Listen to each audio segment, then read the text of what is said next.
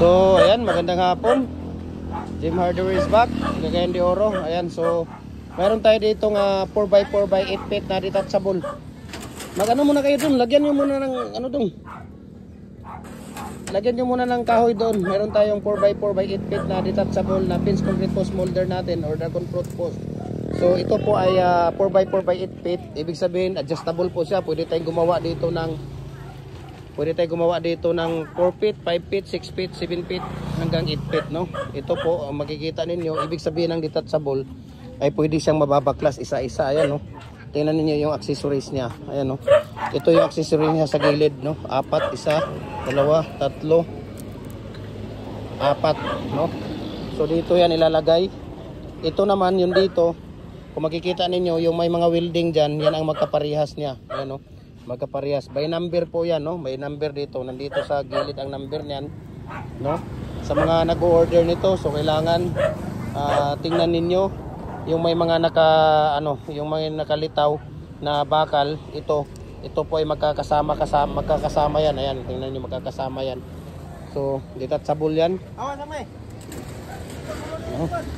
So, 6 na set po ito, no? 6 na set po ito. At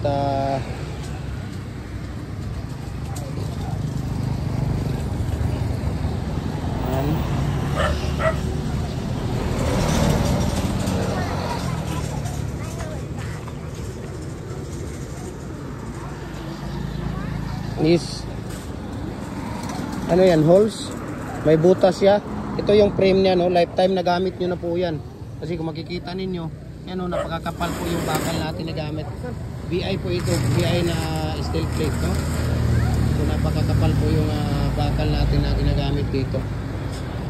Ayan. So kailangan lang natin dito umaga linisan, lagyan ng used oil, pagkahapon hugasan, kinabukasan naman gamitin, lagyan ng used oil, no? So sa sino pang hindi nakapag-follow at nakapag-likes ng ating Facebook page, follow na po kayo. Jim Hardware, Cucumber and Concrete Products, Balunang Branch.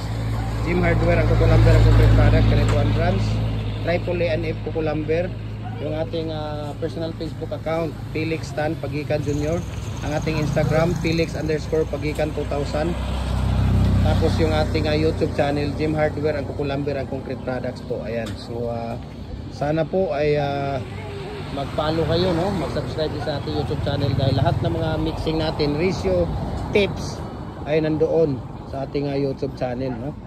Para po kayo ay kung sino pa yung gusto, no, na matutong gumawa, no? Kung ikaw ay hindi marunong gumawa ng dragon fruit post, nahihirapan ka sa mixing at saka sa ratio, manood ka lang ng video natin, tiyak matututo ka, no?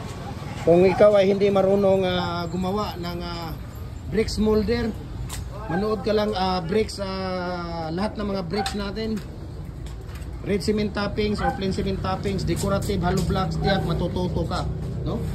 So yun po, no, yung ating tawag dito ay matututo po kayo, no? Kung hindi kayo marunong, manood lang kayo ng ating mga tawag dito, no, ng ating mga video, ay matututo po kayo. So ito po yung mating natin, no? Ayan, yung bakal na nilalagay natin doon sa loob, no? Kung paano natin gawin yan, anong mga size, anong mga sukat, makikita nyo rin po yan sa ating Facebook page, no? Sa ating YouTube channel. Ayan, yan po ay 6 feet. Dito naman sa kabila ay 7 feet, no? Ayan, makikita po ninyo yan. At ito naman po yung ating karatilya na tinatawag, no?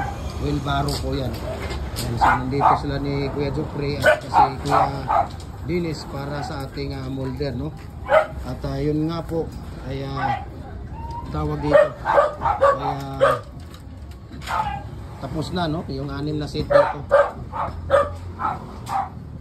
Tapos yung plates dong, yung electric hollow blocks machine plates, dito mo ilagay dong, oh. Diyan sa ibabaw lang. Or dito kaya dong, dito na lang yung plates.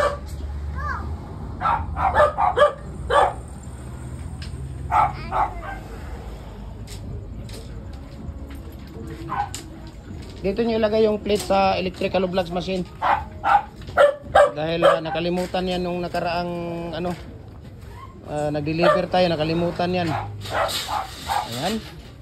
So, maraming salamat at God bless po sa ating lahat. Ayan.